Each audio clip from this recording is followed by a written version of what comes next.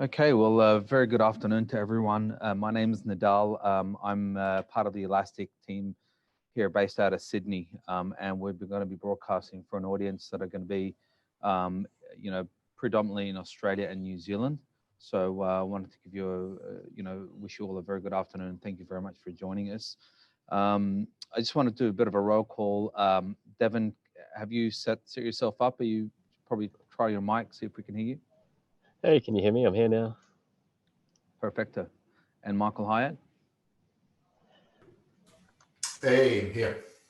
Excellent. So what I'd like to do initially, probably, as I said, a warm welcome to everyone. And I'd love to just, quickly introduce the two speakers for today in my own style and tell you what I think about them. And then we can hand over to Deven to probably do his part of this meetup presentation, and also for Michael Hyatt to take the second part. I'll tell you what, I've been, since the start of COVID, I've been attending meetups as much as I could, and there's been a lot of talent that have been joining meetups, but also people are getting very much, fatigue of joining these webinars of any sort because of the continuous calls being through Zoom or others. So realistically, I wanted to sort of give everyone a pat on the back and thank you so much for joining us. The whole idea of this is to give you value in something that you can take away from this. And the thing that's been very important for us here at Elastic is to say, one, to make sure that we can get a customer who can speak, two, to get an industry expert who can speak. And it's rare that you can find them both in one. So I'm really glad to introduce Deven Patel. He's a chapter lead in the cloud platform at ASB Bank. One of my favorite customers, without a doubt. ASB are a very innovative bank, to be honest, and they started their journey with us probably about 3 years ago, very much rooted everything in open source. So, before they were anywhere near a customer, they have always been a community, a strong community advocate using our open source. So that's how we like our customers to start their journey with exploring and experimenting with us in open source. And even in instances, do whatever they need. If they need to go into production in open source, we absolutely endorse and welcome that. Of course, ASB as a bank probably won't do that sort of stuff, but nevertheless.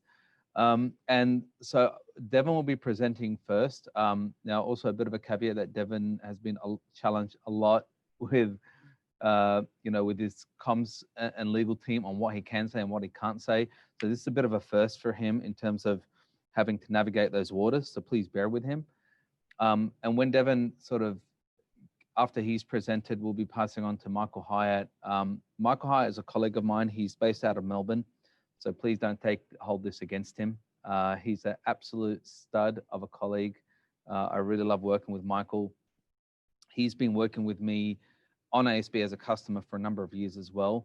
And Michael has got a lot of industry expertise. He's been with Elastic for a couple of years, spent time at MuleSoft prior to that, and at TIBCO, and also has got a lot of industry expertise with the likes of NAB and Telstra. So a very warm welcome to Michael Hyatt, and he's very close to the product management side of the business as well.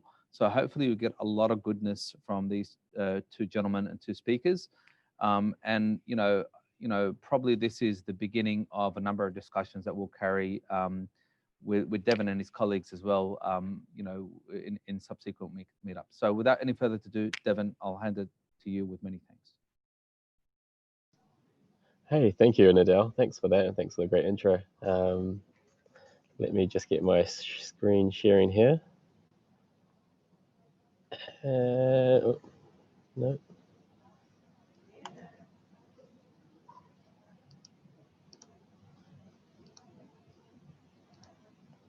Can you guys see that screen? Hopefully you can. How does that look? Can you guys see that? We can see that, Deven. Perfect. Hey, that's awesome. So for everyone, hey, my name is Deven Patel. I am the engineering chapter lead for the cloud platform. So I've been with the bank for almost 10 months now. It's been quite an interesting 10 months with COVID happening in the first month of me joining. So from coming into the office every day to having to tread waters and learn everything from home. It's been quite the journey over the last 10 months for sure. We've just come back into the office again after our second lockdown, so we're all back in and it's buzzing again. We've got almost 800 odd people here back in the office, which is quite cool. So yeah, a bit about me. I have worked in the IT industry for about 12 years now. I align my core set of skills with the site reliability engineering community. So observability is definitely one of the things I really care about.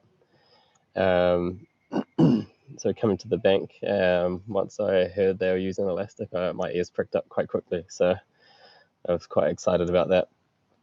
A bit about ASB, as you guys, I'm sure you guys are aware, ASB Bank is owned by the Commonwealth Bank of Australia. It's operated in New Zealand and is one of New Zealand's leading commercial banks. Need to say, I shouldn't need to say anything else. So yeah.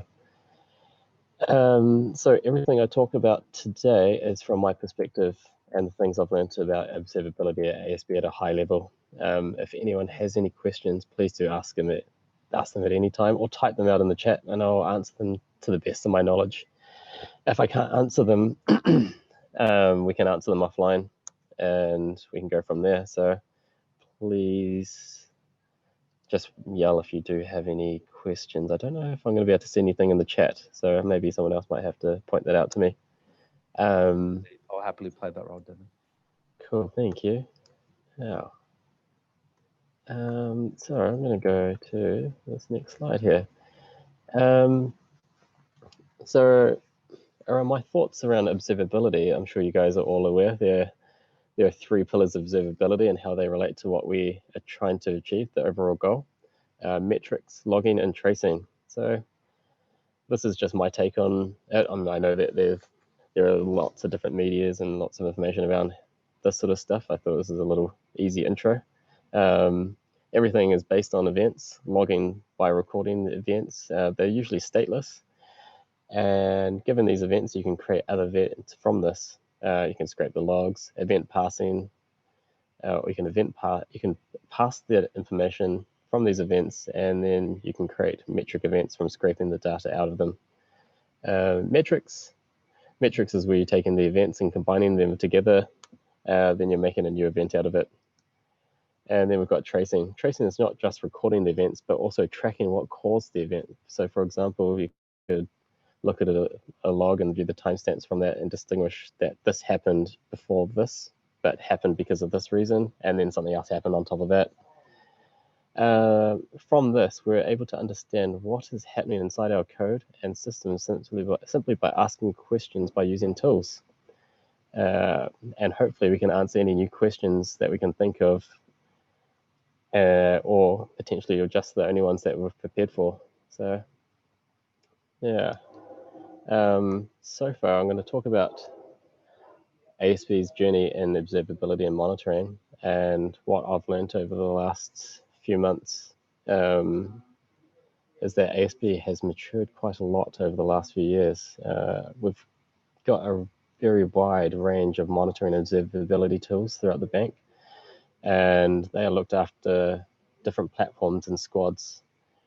These tools have been doing an amazing job at detecting issues and problems, but however, in some cases, the tools were not in real time, and there was often up to a 10-minute delay on activity being reported.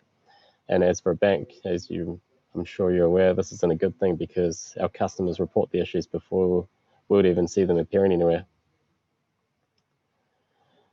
Now, there's a need to know more about our systems, not just the monitoring aspect of things. As we start to introduce microservices and containers, any new features that we can't really monitor from an old perspective, there's a need to have a better understanding of traceability and then what happens when and why.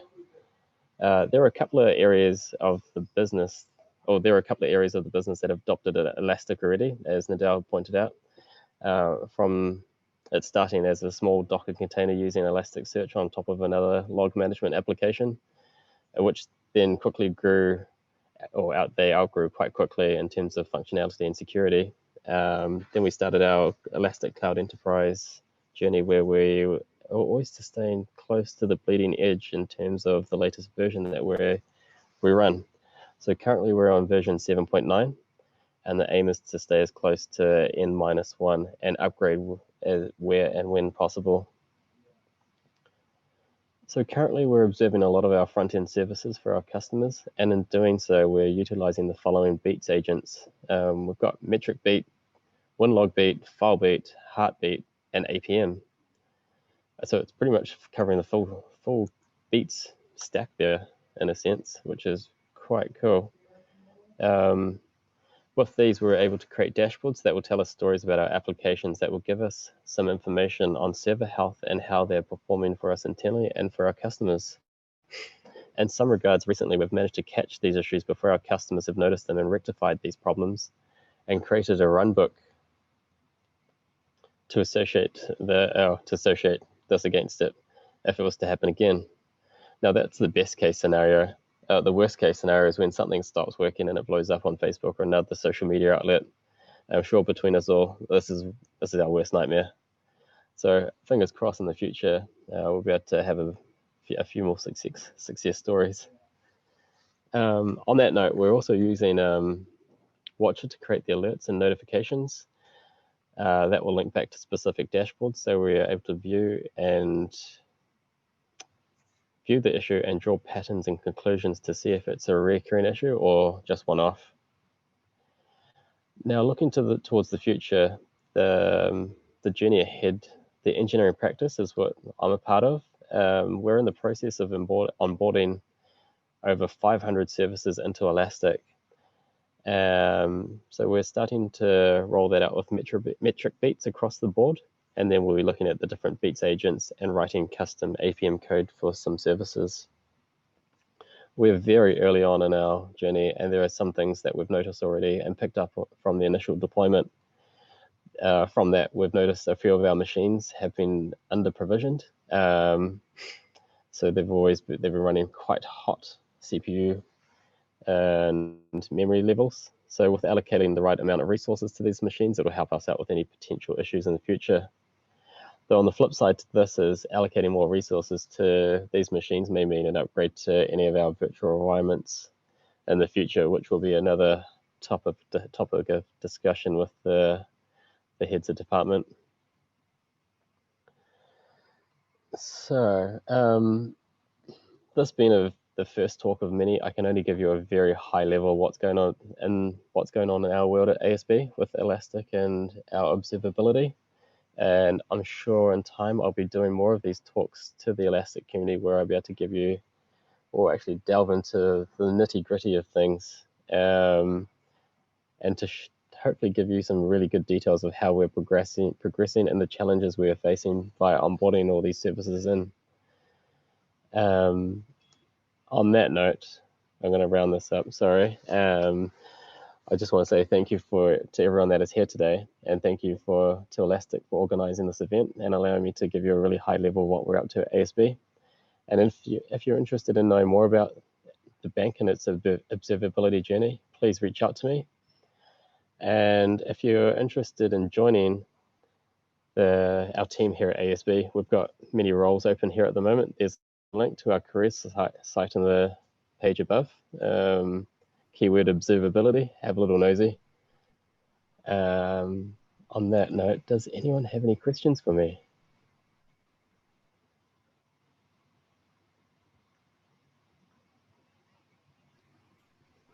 Deven, I know the graphics had to change at the last minute, and you probably couldn't get as creative as you wanted. So I know you're a bit disappointed with that, but I know your dashboards are very, very telling when I walk on the floor at ASB. Can you probably tell us, what does a bank monitor and look for? I mean, bear in mind that you have probably customers listening here. When you talk observability in real life, what are we observing that's absolutely critical for you guys, as a bank? As a bank, I suppose keeping our front end up for our customers and being able to provide a really good service for everyone is something that we're wanting to monitor and keep an eye on all the time in that sense. And also making sure our backend services are able to support the front end. because if something goes down at the back end, then we've definitely got problems. So in the scheme of things, we're trying to keep on top of a lot of different things. And, there are a lot of tools out there that do observability, and, this is definitely not looking for a plug for Elastic, but, even, how much of a labyrinth of technology is there in the bank, and what other things outside of technology, probably referring to culture or processes that are important? Yeah, totally. So around processes, and I know I can't, the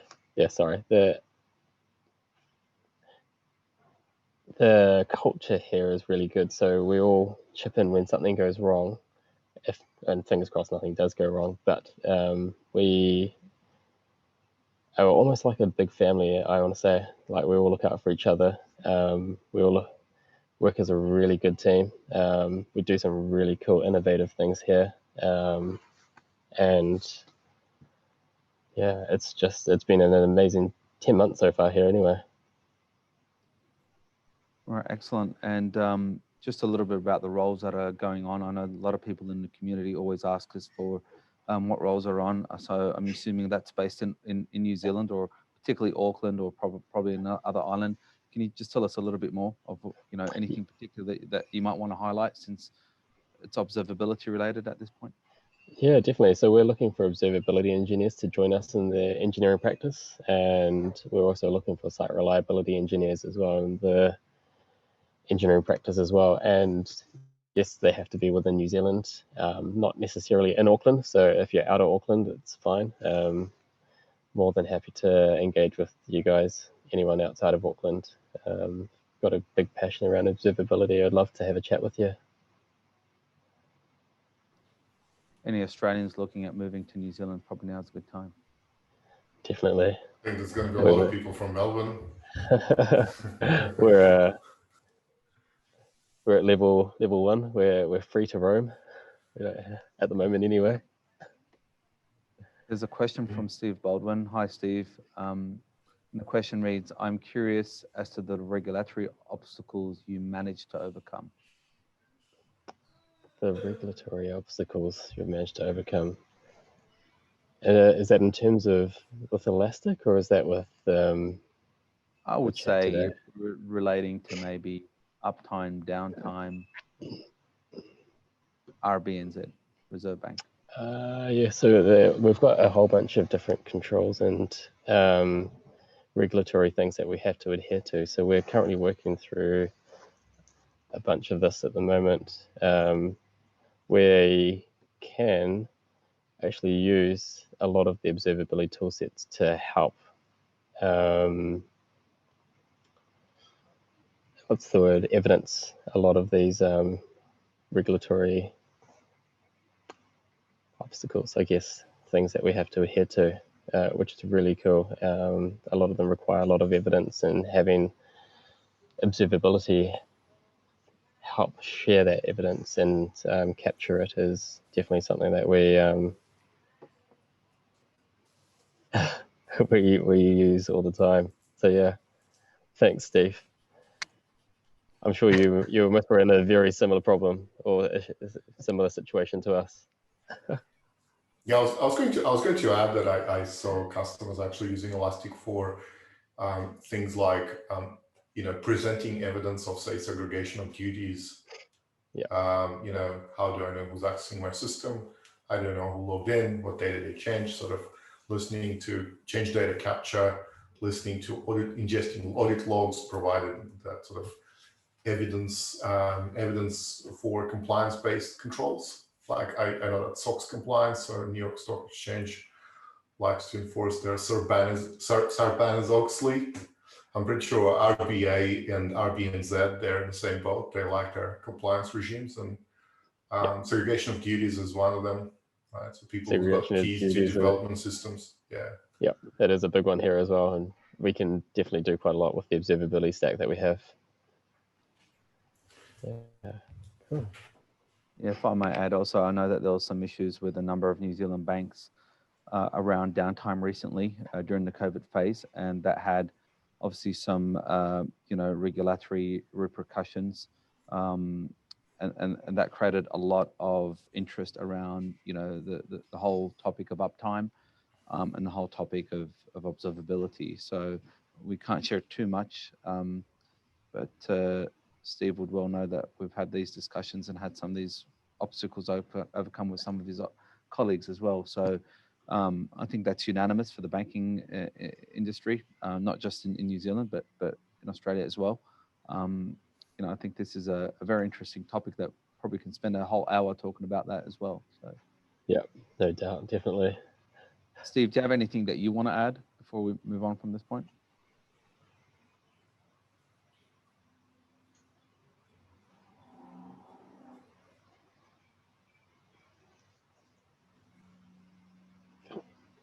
Okay, I tried to unmute you, but I couldn't. Not at the moment. Excellent. Well, thanks for your prompt participation over chat. I had a question. I had a question to Deven. Yeah, go for it. Deven, I know that you know everyone's talking about observability, meaning logs, metrics, APMs, synthetic monitoring, uptime monitoring, all this sort of stuff, like looking after production, maybe, you know, looking after sort of some performance testing environments, maybe dev environments. Are you looking to get some more visibility or introduce observability into your CI/CD or DevOps, or are you already doing it? So how relevant is observability of, you know, your builds, your continuous integration? Definitely, I think it will be coming once we'll move this along into the engineering practice and start onboarding a lot of our services. So other aspects of the business may already be watching or observing their build pipeline through observability, but I know it's something that I'll be pushing for and doing with in the next year, I suppose.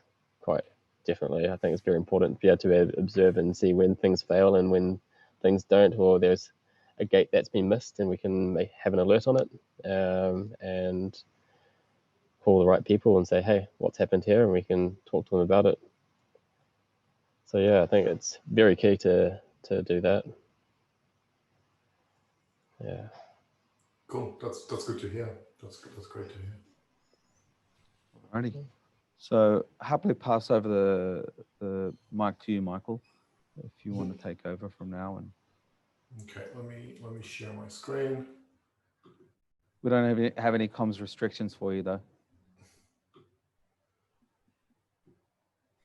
What you mean? I can say whatever I want? Is that what you meant? Okay, yeah. Look, hi, I'm Michael Hyatt. I'm a solutions architect based in Melbourne. Not so sunny and not a bit of a lockdown Melbourne. Hope it's going to get better. We will be able to get where everyone else is here in Melbourne. But here we are so far. We're trying to improve the situation and get out of the lockdown. I'm going to talk today about what we just released as 7.9, but I'm going to do something different today. I'm going to talk about what we're about to release, what we're working on. So this is actually all very exciting, because this is like we started telling our customers and users and everyone, like, where are we heading? What's the direction that we're taking? And I think it's very exciting to see what lies ahead, because it then makes people think, oh, okay, well, I have to get ready for this new exciting feature. And if you worked with Elastic, if you know Elastic, you're probably aware how often, how frequently, and how much we release in our minor releases. Like if you go 7.8 to 7.9, that's like that'll be a major release in other companies, sort of other companies' situation. But for us, it's just kind of business as usual. Every 2 months, we just dump a whole lot of features, a whole lot of new exciting features out there, and give it, like, most of them are free for customers to, or free for our users to get started with and start using. So it's going to be the second part. So we're going to go through some of the stuff that we released very recently, and where we are taking that particular, where we're taking these particular features. So safe harbor statements. Anything we're presenting today, it's a forward-looking, including forward-looking statements. Anything I say, it's kind of, hey, don't hold us. Don't things may change. Basically, that's what it says. That's what the lawyers make us say when they add the slides to our slide packs. Recently released. I'm going to go through everything fairly quickly. Feel free to stop and ask questions, because I think you'll definitely want to know more about the upcoming features. So we're going to focus on what's being released mostly in observability, but we'll touch on other parts of the stack as well. But if you've got any particular questions, feel free to stop and ask me. So we actually investing a lot in streamlining and enhancing what we call analyst experience around observability. We want to provide more curated and out-of-the-box views for your ecosystem. So we kind of want you to build less dashboards and kind of look at more of a pre-made stuff, look at pre-made integrations, look at pre-made dashboards, and kind of get the value pretty much out of the box straight away. Because we think time to insight really matters. So you'll see a lot of stuff, it's an underlying theme for observability is basically how can we get you started and how can we get you productive quicker, right? Without you having to build and configure a lot of things.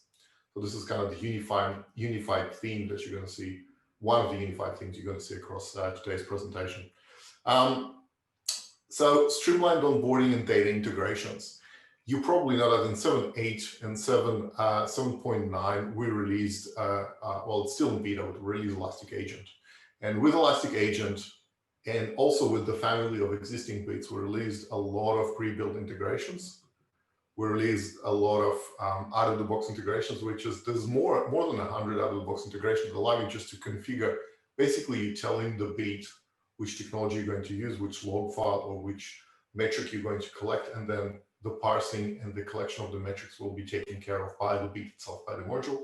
And of the other end, you'll see Elastic Common Schema messages coming out and flowing into Elasticstack. So it'll, it's kind of as much out of the box as possible. Now, where we made it quite a lot of progress is integrating and giving you visibility across different cloud environments. So you'll see a lot of progress in subsequent releases being made in Azure monitoring, AWS monitoring, and GCP, right? So GCP stack driver. And you'll see basically just enabling it as a module, plugging into your cloud tenancy will enable all the data to flow into your Elastic cluster. All the basically relevant Kibana dashboards will light up with data flowing from these integrations. So all three major data providers. We've had an increased interest in the billing use case. Like surprisingly, everyone wants to know how much their favorite cloud provider, Amazon, Azure, or GCP are going to charge them. So we've had a lot of interest in the billing use case since the release of AWS billing. So it gave us the confidence to expand to other cloud providers. And this time in 7.9, we've added the billing capabilities for our Azure integration. It works with different things like multiple accounts, subscriptions, etc. It lets you see the usage details and actually forecast information of your subscription. It's quite an interesting use case for our machine learning, right? If your billing is sort of trending somewhere, you can actually run a little forecasting. That's actually going to be quite a fun thing to do. It's just going to try and predict where I'm going to end up with my AWS or Azure bill in the next month. We've added, I don't know how much relevance Cloud Foundry, Pivotal Cloud Foundry has to, but we've released in 7.8 and 7.9, we will release a whole new raft of capabilities around monitoring of Pivotal Cloud Foundry, right? So that's actually, it's been released, collecting logs and metrics from the applications deployed on Pivotal Cloud Foundry, right? So I know that I think in Australia, Bank West has Pivotal Cloud Foundry, from what I know. I don't know if Telstra has Pivotal Cloud Foundry. I don't know if there may be someone else have a Pivotal Cloud Foundry, but there's been a whole lot of new development, right? Again, in a minor release, we released such a major piece of capability as logging and monitoring around Pivotal Cloud Foundry logs. In Elastic Cloud Logs, we've invested a lot of time in making the onboarding experience to be much easier. For example, you all knew about the data visualizer, so ability to load an Excel file or a JSON file and then have data visualizer parse the data and determining the structure of the data set. We also now allowing basically auto generation of a file bit. So it's not just, we're pre-creating an ingest pipeline, we can also pre-create a file bit configuration that you can deploy and have that file be pick up the log file that you just preloaded into data visualizer. So it's actually pre-creating your file bit configuration for you just by looking at the file that you're presenting. I think there's a bit of a video that's going to load. More intuitive, if you're familiar with index pipelines, right? Ingest pipelines, sorry. You will notice that 7.8 and 7.9 introduced a new capability that allows you to use user-based or browser-based environment to build your ingest pipelines, right? And ingest pipeline played again. It used to be JSON, so you had to go into developer console, where you had to use an API to create your own ingest pipelines. This is where we're introducing a user interface, we're introducing a GUI for people to kind of build and construct their own ingest pipelines. Interesting use case, we're starting to use more elastic machine learning more and more with the logged information. So one of the things we are doing with machine learning and logs, we do automatic logs categorization. So it allows us to basically find really sort of tricky cases of anomalies in both observability and security areas. So in security space, it was always easy to detect when a certain log data stream drops to zero. Like if someone basically stops a file bit running on a certain machine, if an attacker stops a file bit, the number of logs drops to zero. But what about reducing the number of logs or events, right? This is where categorization with machine learning can help you detect the reduction in the number of logs. In observability use cases, it's a very useful thing to see certain log category counts go up. Like I'm getting more warning messages from my component than it used to be. So there's something bad is about to happen. So machine learning is really good with detecting a new category or an increased number of logs per certain category, so you can actually flag it for you and make a human go and find out what's going on. Another interesting use case for machine learning around logging is out-of-the-box detection rules. So contextual views of anomalies and loglines. So you can see basically on basically the timeline with logged events. You can see the amount of logged events, but you also see where the machine learning actually detected a certain anomaly and what period of time this anomaly was detected on. You can also see at the bottom a simplified view of anomalies. So you can see actually, how anomalous that particular deviation is and, what category represents it and so on and so forth. So Anomaly Explorer of anomalies in log files. The other thing is actually seeing logs in context, right? So leverage searching and filtering, drilling down into a particular, what we call a smoking gun or a particular log line that interests you. We can actually drill down, zoom in, see the attributes of that log entry, and then zoom out and say, hey, show me the bigger picture, show me that log entry in a bigger context. Let's go back and forward an hour in each way, and then show me what actually was happening around that particular time frame. So it's realizing sort of the ability to search and then navigate to adjacent log entries. So being able to zoom in. Now, just as a reminder, this is all actually has been released already in 7.9. It's already there in and available for download and use. This is just sort of a previous release highlights. In the metric space, we've what's exciting and sort of why metrics matter. We're constantly working on improving the user experience of the infrastructure maps and the metrics, right? In this release, we've introduced quite a few small and big changes in the infrastructure maps. For example, we introduced default saved view for inventory. So we released saved views in 7.5. In this release, we've added some additional improvements to the saved view functionality, one that allows the user to set the default view for the metrics UI. There's been also some UX improvements around sort of creating, loading, and updating views alongside displaying the name of the current view. There's configurable, we've now released configurable color panels for inventory view, so you're no longer limited to blue. You can actually make it a bit more colorful. So I'll show that in a second. There's two tooltips and inventory views and sorting by metrics and inventory views. So infrastructure maps with different colors. So it's no longer all kind of shades of blue. You can introduce other colors. You can say when things become bad, like my CPU goes above 80%, for example, I want my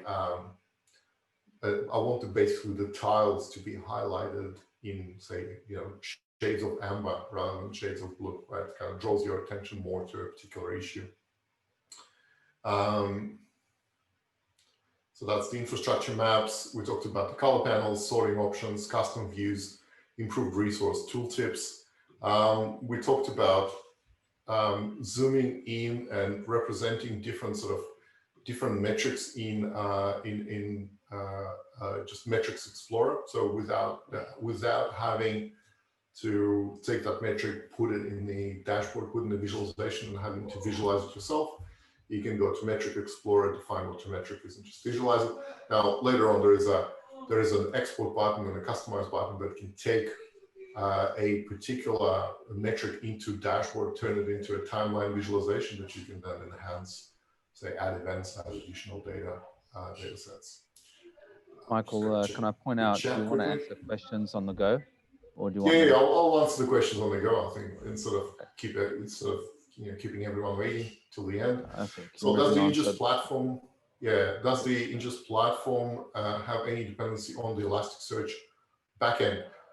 Yes, it does. The short answer is yes, it does. So everything you see here is effectively about Elasticsearch. The data is flowing into Elasticsearch. Kibana is visualizing the data from Elasticsearch. So Elasticsearch is really the core of the platform, including ingest pipelines. So ingest pipelines that we're building, they're the ingest pipelines that are going to run inside Elasticsearch, and they're the ones who's going to transform the data, the way you're going to define it in Elastic Common Schema. Or the way, sorry, in the ingest pipeline builder in the UI. Good question.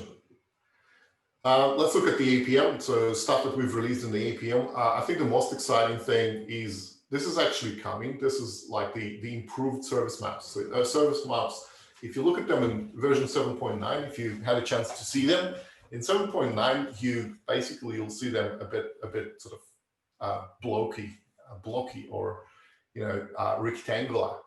In 7.10, you'll see them more resemble swim lanes.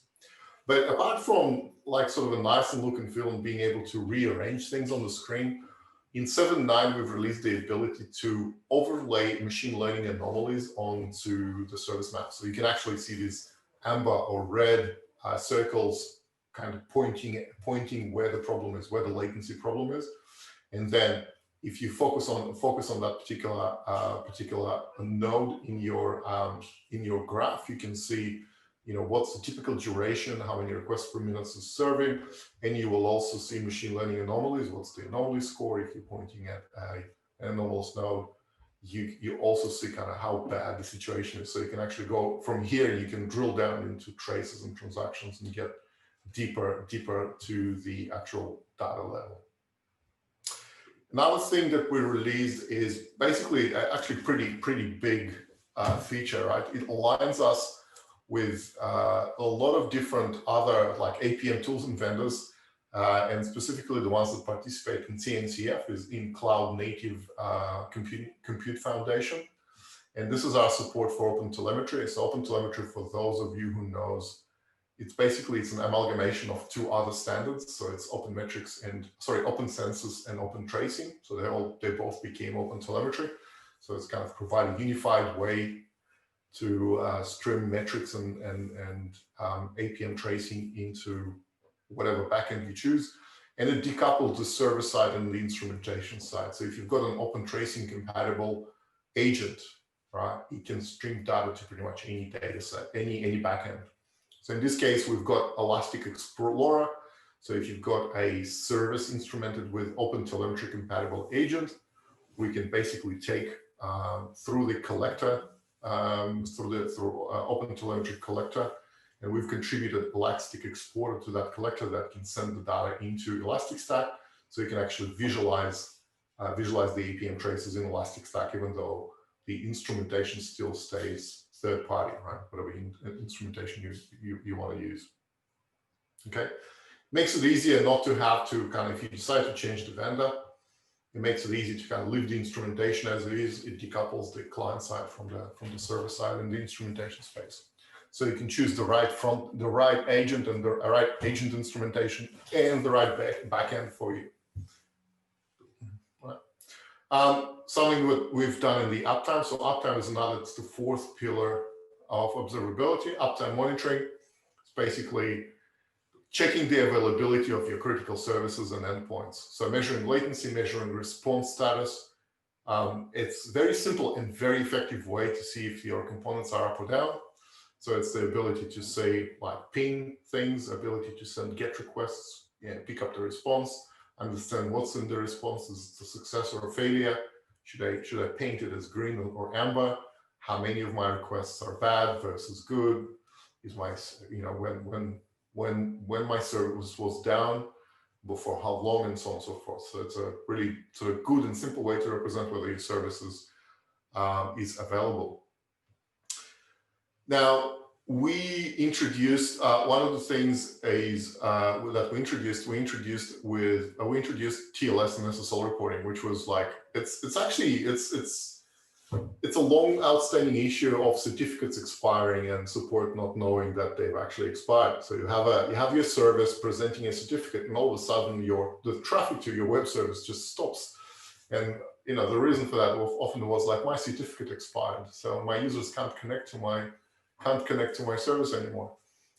Which now we can actually read the TLS. We can introspect your TLS, the TLS handshake that your API presents, and we can extract and monitor the TLS expiry, and we can alert you that your certificates are about to expire. So heartbeat, out of the box, TLS and SSL, a certificate expiry, super useful. Right, you can specify the thresholds, how often, well, how soon you want to be alerted, and you can basically, it's alongside all the other checks that we're doing. We can check for expiring certificates. Interesting stuff we've released around alerting is we basically introduced a whole new generation of alerting. Like, we have a new alerting framework, which is now part of Kibana, which works alongside Watcher alerts that are part of Elasticsearch. So you can actually, if you use the slide, it actually unifies the user interface. So you define alerts and logs, metrics, APM, and uptime in very, very similar way. So you can actually use the same pretty much configurations. For example, if you're sending all your alerts to PagerDuty, you'll only need one PagerDuty configuration, and you can send all your logs, metrics, APM, and uptime alerts to PagerDuty. So it's simplifying the configuration.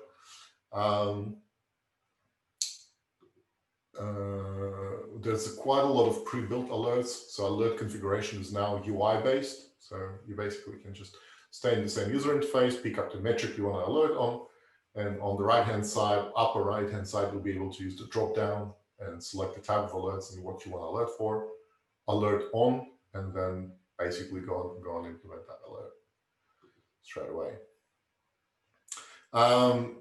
There is a in-context alert creation. So as I mentioned, for example, when you're staying in logs, you can actually, while you're in logs, you can define alert right there and you can simulate it, right? It's right there. You don't need to kind of go to a different screen. You can stay in the logs. If you picked up a certain line that you want to create an alert on, you're able to stay in the same location and just create the alert condition that you need, right? And this will activate Kibana alerting. Now we're starting, because we see Elastic Stack being used in observability and security and search. We're now starting to see a lot of synergies. Like we began seeing observability data, for example, used for security. So in this particular case, we, as organizations adopt new tools, they're always kind of worried about security, and we kind of like, you ingest the data once and then you can use this data in different contexts. So one of these different use cases, and one of the things that we started to kind of cross-pollinate or cross-migrate between security and observability, is using the same data in security, like the data that you collected for observability, you can use the same data for security. So, for example, data that we introduced as part of FileBit is collecting data from Okta. So you can actually use the same data in security, and you basically can use it to interpret your user authentication events. Same with AWS. So if you're ingesting something from CloudWatch or CloudTrail, right? That's a security data. That's a data that's good for both observability and security. So it's possible to use that in both. So we can see bits components that were traditionally predominantly used in observability. We can see them taking a larger part and larger role in ingesting data that's relevant not only in observability case but also in security case. And we also basically have pre-built machine learning jobs that can work off the back of the same data. Now, the most exciting part of my presentation was actually talking about things that are coming. So you can't really use them yet, but this is something you can build into your plans of what you're doing with Elasticstack. So you can actually plan for the future. So again, another safe harbor statements. This is like even bigger harbor statement than before. We're saying this is now like forward-looking plans that we may change them, and who knows what's going to happen. This is basically, us talking about where we're taking our toolset. Now you probably already know about Elastic Agent, so we're simplifying our ingest layer even further. So we're introducing a single agent, and we're introducing a fleet. We're introducing Elastic Fleet, which is the tool to manage the deployments of agents. So today we have a collection of data shippers. We've got FileBit for files, MetricBit for metrics, WinLogBit for Windows events. We've got the APM agent. We've got the endpoint security. We've got Heartbeat for heartbeat monitoring. Now the future looks really bright because there's going to be only one agent, right? So we've heard our customers saying, well, it's like 7 is a bit, or 6 is a bit too many. We want to have less, right? Because every vendor wants us to install their own agents, and organizations that have been doing that for quite some time, they experience what they call agent fatigue. So now we're kind of saying, with Elastic, you don't have to install 7, but you still have to install 1. So that's basically where things are heading, and it's already part of the stack. So your Elastic Agent and Fleet are available as beta in 7.9. And we'll continue to enhance them in subsequent releases, eventually taking it to GA. Now, centralized management. We're introducing Fleet, which is the centralized management for data shippers. It's in beta since 7.9, and we're working towards GA. Check it out. It's super easy to get started. It's much, much simpler than Beats. And I'm not saying Beats were complicated. Beats were like, if installing and starting a beat was like 4 commands, installing an agent, which is like 2 commands, but takes care of everything you ever need to deploy from the Elasticstack perspective, right? Super simple. Take it for a spin. Be mindful that it's still not GA. So if you're a customer and you're looking for support, we're saying it's beta, so don't use it in the mission critical production systems, but it's kind of starting to be ready for prime time. Another exciting development is actually not necessarily observability related, but it's actually how we store the data in Elasticstack. So we always said to our customers that you have to for observability, you typically have to double the size of your data. You have to have a primary shard and a replica shard. Well, we're doing something about it, right? So we're introducing a new way of enabling reliability in Elasticstack, and this is by taking advantage of things like S3 buckets in AWS, for example. So we're introducing snapshot-backed indices, which means first of all, it allows you to reduce the amount of storage by pretty much half. So it halves the size of storage you need to provision in your cluster, because you don't need replicas now, right? There's always, if you're doing snapshots, your snapshots will act as a copy, as a backup copy if your primary shard is going to disappear. And another important thing is they actually provide a very sort of cost-effective way to hold more data in Elasticstack. It's not just having only to store only half of the data, but it's also introducing a much more cost-effective frozen tier that is entirely backed by snapshots. So in the frozen tier, effectively, it is the ability to restore the data into the cluster from snapshot on demand, not having to wait for not having to wait for the snapshot and restore capability, but if you search for this data, it'll just get restored, it'll get pulled from the storage. So that's very exciting. That's actually, we expect our customers to see a lot of cost savings coming as a result of us introducing snapshots-based storage, right? Schema on read. So schema on read is another big enhancement that's coming in a next few releases, hopefully. And this is the ability to kind of ingest the data first and think about the format later. So we, always traditionally with Elasticstack, to be able to kind of take the full advantage of, dashboards and alerting, you had to predefine how the data is going to be stored in Elasticstack. So you had to define, which fields are coming into Elasticstack, where to look for these fields in the log message. Right? What we're introducing now is the ability to defer that decision or defer, the schema definition to the time when you need to search through this data. That's pretty useful, because then, like, when you need to ingest the data, you just ingest it as a message, just ingest it as a text, ingest it as just a generic field.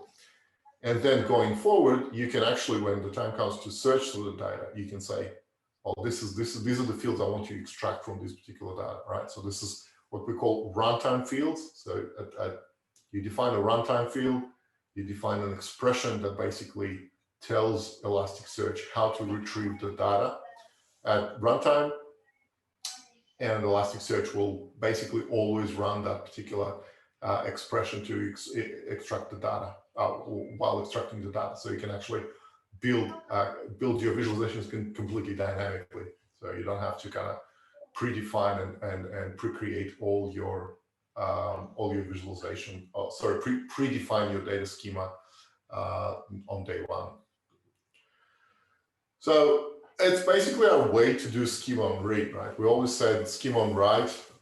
Elasticsearch works as a schema on write. We can now do schema on read. So obviously there's trade-offs. So you have to be mindful of the performance requirements, because you're now effectively, every time you're visualizing, every time you're searching through the data, you'll be parsing it over and over and over again. So there will be performance impact, right? But if this is something you're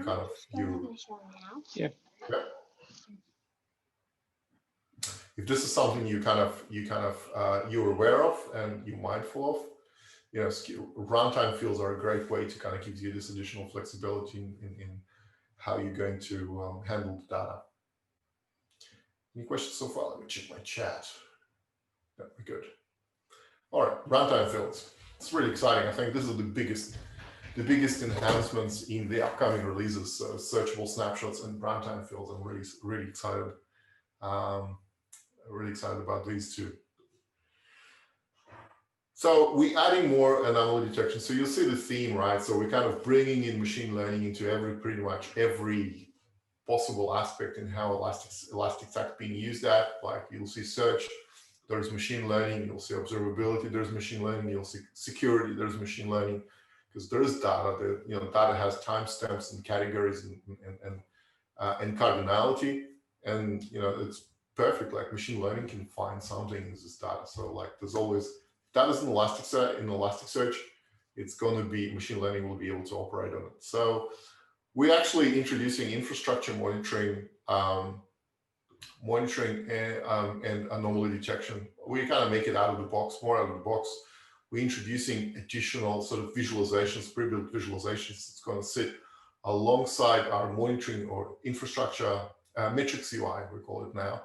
And basically, it's going to show you along the lines, here's my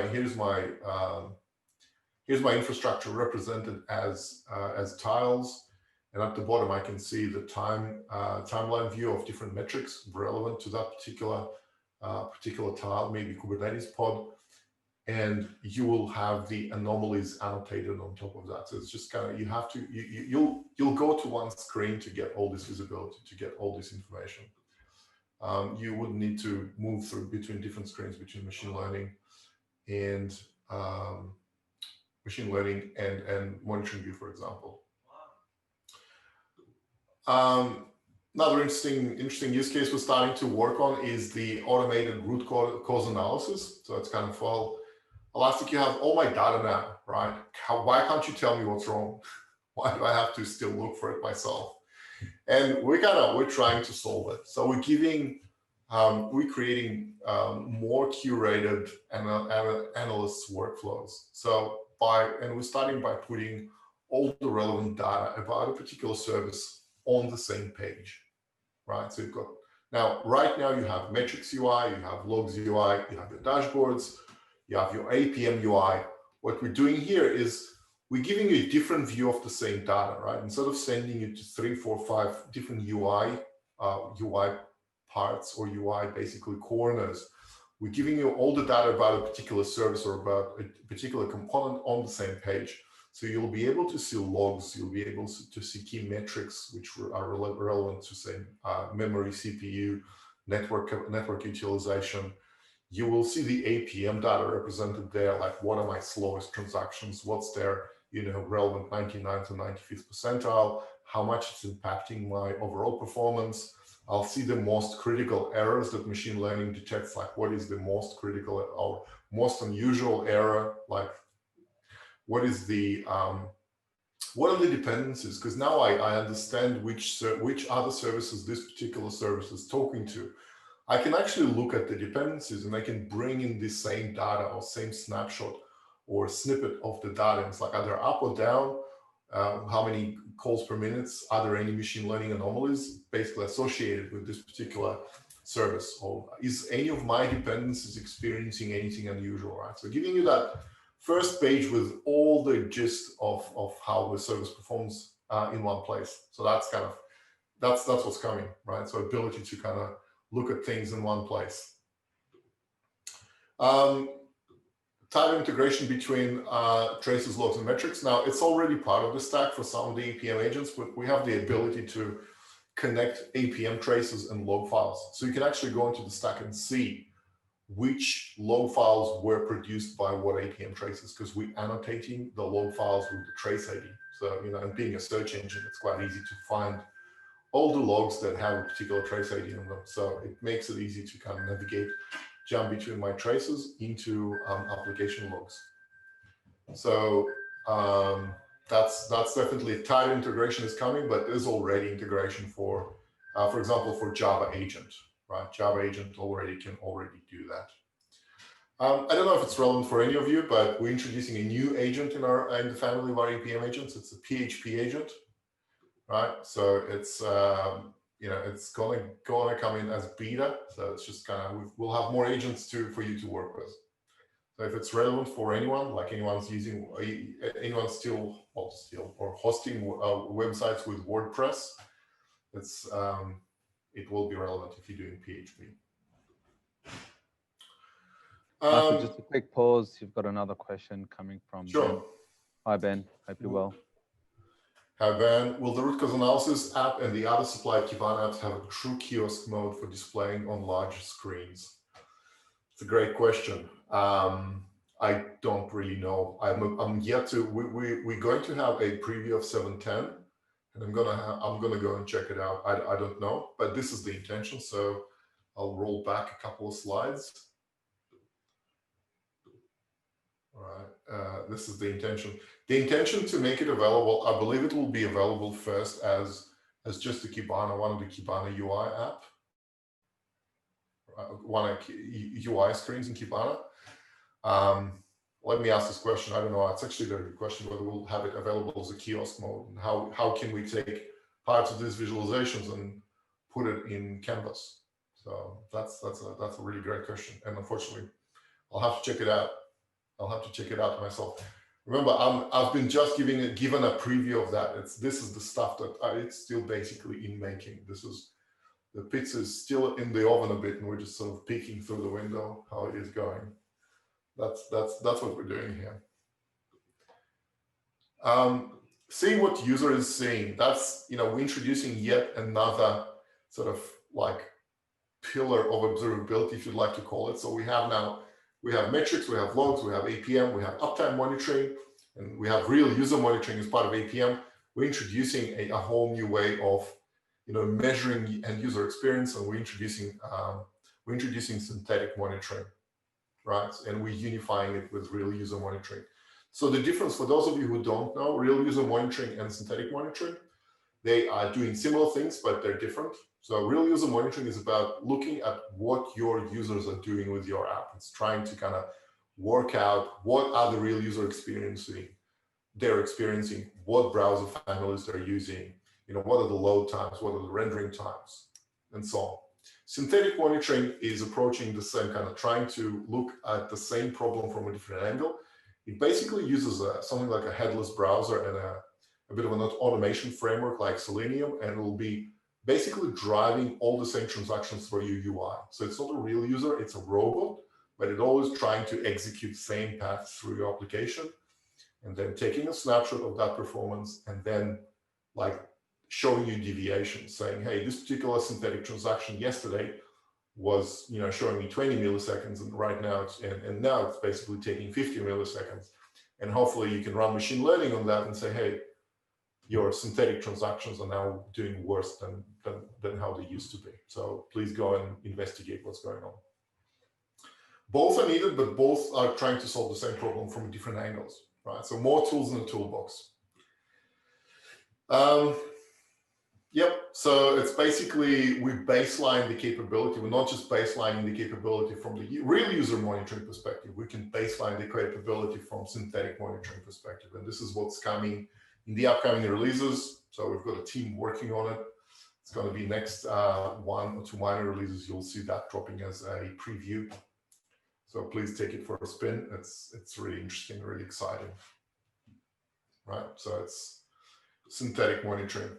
It's a real browser-driven synthetic monitoring. Think of it, headless browser, right? But it'll be one browser, right? So real user monitoring will look at all the browsers that your users are using. Like, is there anyone using Explorer 7 still, right? So real user monitoring can answer that. Synthetic monitoring, we'll just use one browser, maybe headless Chrome, to drive all the synthetic transactions. So that's big and exciting. I think I've answered questions as I went. So any more questions, any comments, anything you'd like to ask, tell? Feel free to put in the chat or unmute.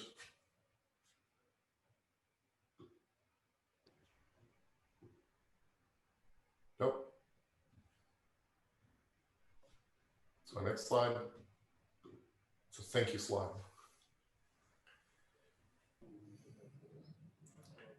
Yeah, excellent. Thank you very much for jumping in and doing this, Michael. I think it was, for me, it was quite comprehensive as well. And I know there's so much goodness to be given here. Once again, I wanted to thank everyone for joining, especially in New Zealand. People are a little bit later in the day. In Australia, it's 4:30 in the afternoon for us, so we still, we're live and kicking. But some of you, it's probably jumped into your private time as well with family and kids and so forth. So, thank you very much. And the fact of the matter is, we usually do these one in Auckland, one in Wellington, one in Melbourne, one in Sydney. And we're very active and really enjoy the travel and meeting people face to face. Not the case this time, but let's fingers crossed we're not too far away from things getting better for everyone, for both for you professionally and personally, I think. A few common names from people who attended, so thank you so much. Reach out to me or to Michael or even to Deven if you need anything. And also just want to give a quick shout out, and just mention again, if you're interested in a role, there's a few interesting roles for observability going on at ASB.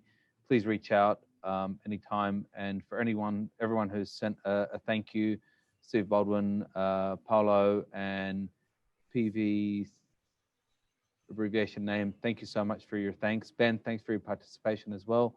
And we'll call it a close. And until next time, have a lovely evening. Thank you. Thanks, everyone.